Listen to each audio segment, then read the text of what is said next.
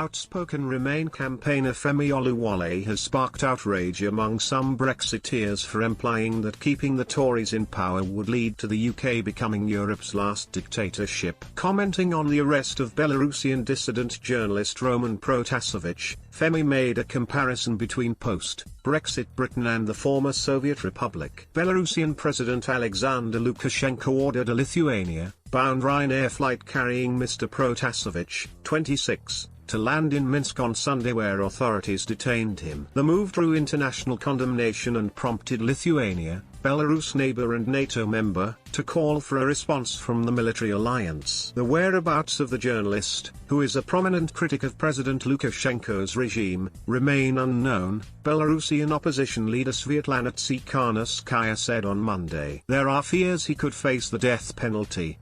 Belarus is the only country on the continent where capital punishment is legal. Pro-EU activist Femi sought to draw comparisons between the Eastern European nation and the UK.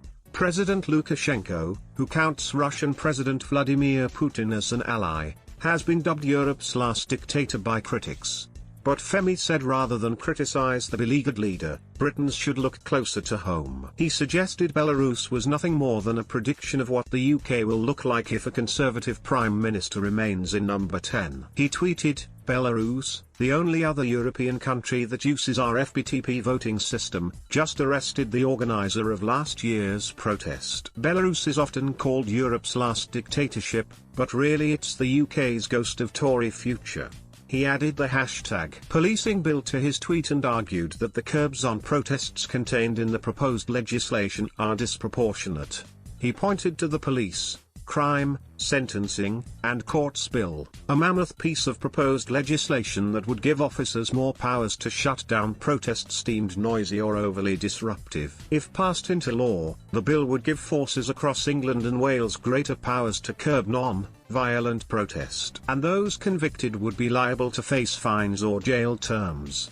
Femi continued, "To anyone who thinks I'm exaggerating, please tell me why else a government would give itself the power to arrest people for simply being noisy at a protest. In waiting. There's a reason it's historically called creeping dictatorship." He argued the bill weakens our ability to call out regimes like Belarus for arresting protest organizers. He said fixing the UK by pointing to warning countries helps us defend those countries in future, and insisted the Tories are obviously the core problem. Critics were quick to hit back at his tweets. One man said he should just shut up, while another told him don't use the situation in Belarus to try and make a case. And one woman responded, "I don't disagree with your point, but you appear to be sweeping the Belarus situation aside here. Not everything is about the UK."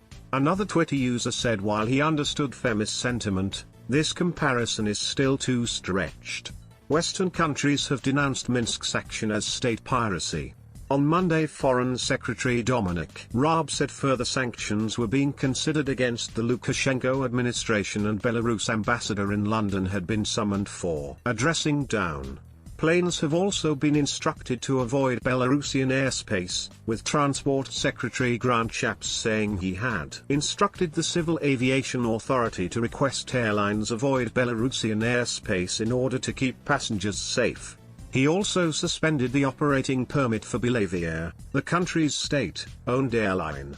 Ryanair boss Michael O'Leary said it was a state-sponsored hijacking and claimed agents from Russia's KGB were also on board the flight. He told News Talk, "I think it's very frightening for the crew, for the passengers who were held under armed guard, had their bags searched. It was clear it appears that the intent of the Russian authorities was to remove a journalist and his traveling companion. We believe there was also some KGB agents offloaded from the aircraft as well."